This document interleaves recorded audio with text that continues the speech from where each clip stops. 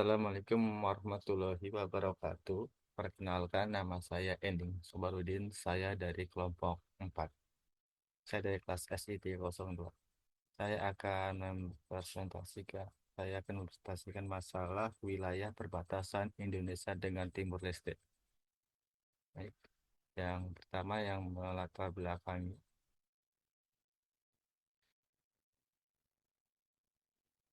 Yang latar belakang wilayah perbatasan antara Indonesia dan Timor Leste merupakan salah satu isu strategis dan sensitif mengingat sejarah panjang yang melibatkan penjajahan, proses integrasi hingga peristiwa referendum dan konflik pasca kemerdekaan Timor Leste.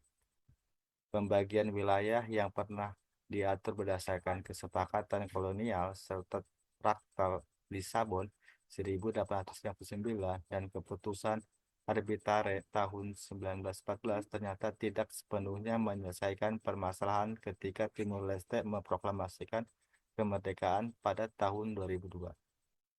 Permasalahan perbatasan ini menjadi penting karena tidak hanya berdampak pada kedaulatan dan keamanan nasional, tetapi juga mempengaruhi kesejahteraan masyarakat yang tinggal di daerah perbatasan.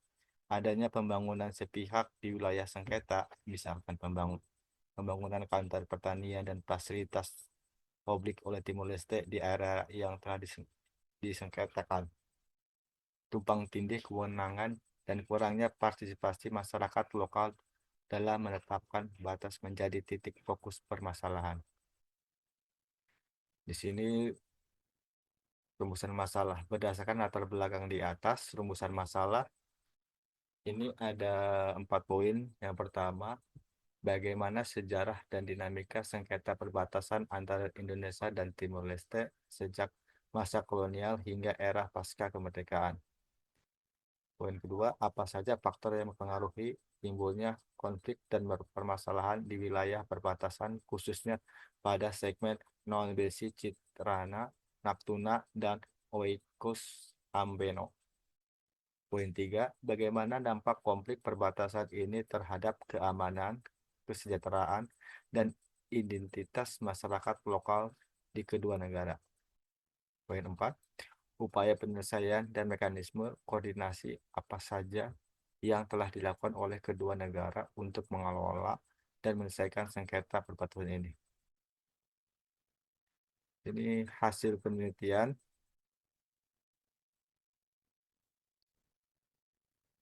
Di hasil penelitian ini ada beberapa poin.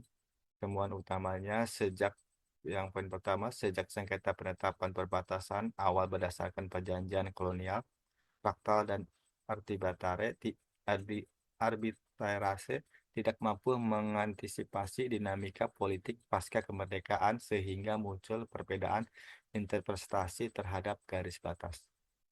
Faktor internal seperti tumpang tindih kewenangan antara aparat keamanan, TNI, imigrasi, Polri, kurangnya koordinasi antara pemerintah pusat dan daerah, serta keterbatasan infrastruktur di wilayah perbatasan mempengaruhi konflik. Di samping itu, faktor eksternal seperti pembangunan fasilitas oleh pihak Timur Leste di zona sengketa, misalkan di Natuna, menimbulkan reaksi keras pada pemerintah Indonesia.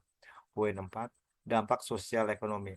Konflik perbatasan mengakibatkan ketidakpastian status kepemilikan lahan, menurunnya kepercayaan masyarakat terhadap aparat negara, serta potensi terjadinya degradasi nasional di kalangan penduduk perbatasan. Poin 4, upaya penyelesaian. Telah dilakukan beberapa pertemuan bilateral melalui Joint Border Committee atau GBC dan diskusi teknik untuk menyelesaikan titik-titik sengketa. Namun, masih terdapat segmen yang belum disepakati secara final. Masyarakat lokal juga belum sepenuhnya dilibatkan dalam proses penetapan garis batas sehingga solusi yang dicapai seringkali tidak mencerminkan aspirasi rakyat di lapangan. Untuk pembahasan analisa sejarah dan aspek hukum. Ini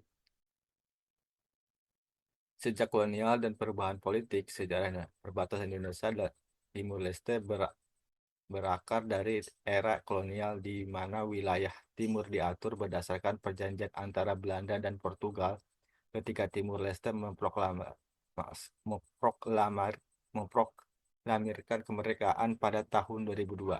Garis batas yang telah ada secara historis ternyata menimbulkan ambiguitas, terutama di wilayah yang dimiliki nilai strategis dan ekonomis tinggi. Aspek hukum dan internal. Dasar hukum perbatasan antara kedua negara mencakup prinsip di Posidetis Juris yang digunakan sebagai landasan dalam menentukan garis batas pasca kemerdekaan. Namun terdapat perbedaan interpretasi mengenai titik-titik kunci seperti Natuna, di mana sebagai pihak berpendapat bahwa batasan seharusnya mengikuti garis sungai Noel, Besi.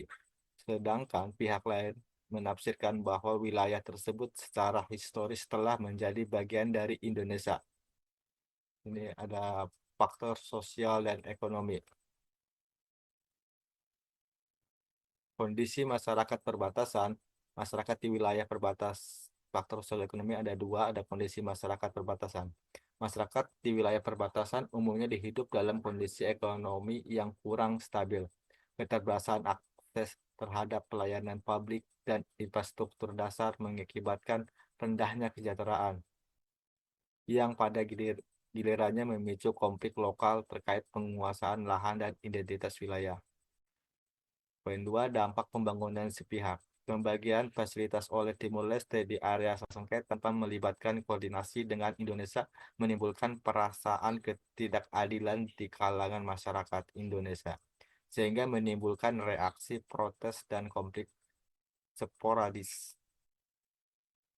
Ini upaya diplomatis dan kerjasama. Ada dua poin. Poin pertama, forum bilateral dan koordinasi teknik. Melalui Joint Border Committee (JBC) dan pertemuan bilateral, kedua negara telah berupaya menyelesaikan sengketa perbatasan melalui dialog diplomatis. Meskipun telah tercapai kesepakatan dalam beberapa segmen implementasi di lapangan, masih menghadapi kendala karena keterbatasan koordinasi dan perbedaan interpretasi terhadap dokumen historis. Poin 2, pentingnya partisipasi masyarakat lokal.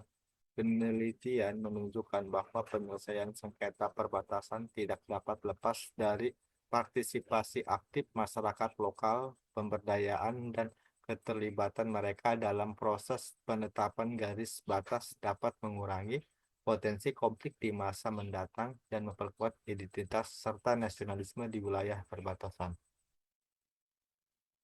Baik, kita masuk ke kesimpulan. Dari kita mendapatkan 4 poin kesimpulan. Yang pertama, konflik perbatasan antara Indonesia dan Timor Leste merupakan isu kompleks yang berakar dari sejak kolonial dan dinamika politik pasca kemerdekaan. Poin 2, perbedaan interpretasi terhadap dasar hukum dan tumpang tindih kewenangan di wilayah di lapangan telah mempengaruhi permasalahan sengketa, terutama segmen Natuna dan wilayah Oskos Ambeno. Poin 3, dampak konflik tersebut sangat dirasakan oleh masyarakat perbatasan dalam aspek keamanan, ekonomi, dan identitas kultural. Poin 4, upaya diplomasi bilateral melalui forum seperti JBC telah menunjukkan kemajuan, namun penyelesaian akhir masih berkendala oleh kurangnya koordinasi dan partisipasi masyarakat lokal. Di sini sarannya meningkatkan koordinasi antara lembaga seperti pemerintah pusat, harus meningkatkan sinergi antara aparat keamanan, pemerintahan daerah, dan lembaga lain yang terkait dengan pengelolaan wilayah perbatasan. Terus pemberdayaan masyarakat lokal seperti melibatkan masyarakat setempat dalam proses penetapan dan sertifikasi garis batas, serta berikan hak pengolahan atas lahan dan sumber daya di daerah perbatasan untuk mengurangi konflik kepentingan. Terus peninjauan ulang dasar hukum. Lakukan kajian ulang terhadap dasar hukum penetapan perbatasan dengan melibatkan para ahli hukum internasional, sejarah, dan antropologi untuk menemukan interpretasi yang lebih adil dan komprehensif. 4. Dialog diplomatis yang terus-menerus. Kedua negara mesti perlu menyelenggarakan pertemuan rutin guna mengevaluasi dan menindaklanjuti implementasi kesepakatan perbatasan serta membuka ruang untuk renegosiasi bila terdapat dinamika baru di lapangan. Poin 5. Pembangunan infrastruktur perbatasan. Investasi pada pembangunan infrastruktur di daerah perbatasan harus diprioritaskan untuk meningkatkan kesejahteraan masyarakat dan sebagian bentuk penegakan kedaulatan negara. Baik, terima kasih. Sekian dari saya. Assalamualaikum warahmatullahi wabarakatuh.